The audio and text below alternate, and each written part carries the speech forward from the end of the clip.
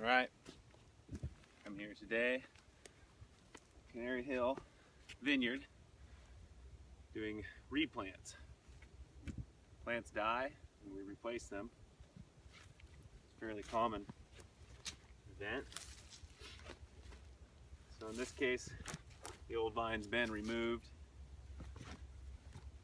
I'm going to go in a nice big hole. I'm going to be using a Uber vine, which has a very long rootstock, which is grafted to a scion. Plants are about 3 feet tall. They're nice because if you dig a deep hole, you can get that root mass submerged very deep into the soil so it doesn't dry out quite so fast. And there's some other tricks that we use for helping to retain moisture when we do these replants. These will all be hand watered by yours truly, and it's fairly time consuming. You kind of have to rogue out these plants with a big tank and a watering wand, so it can be rather timely. So the more moisture retention ability, the better off that plant will be, especially in those late months, July and August, and even September. We're not getting a lot of rainfall. All right, so I'm going fairly deep, like I said. And I really like to make a nice big hole. Give this root mass a lot of opportunity to grow in easy soil.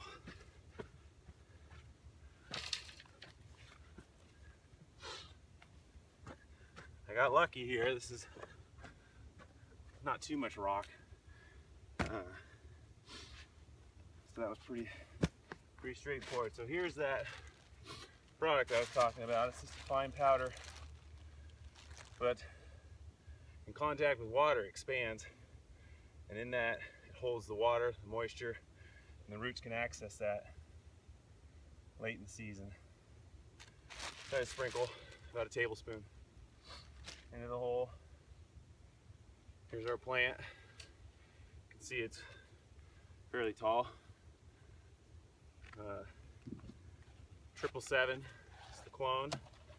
Nice big root mass. Kind of get it down in there.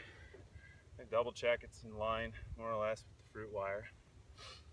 And then gently we start to backfill. Kind of pack it in around that root, fairly firm.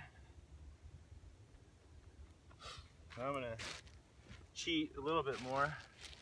Throw just a little bit. You have to be real careful with this product, because it will expand. It can actually lift the plant right out of the hole if you go too heavy.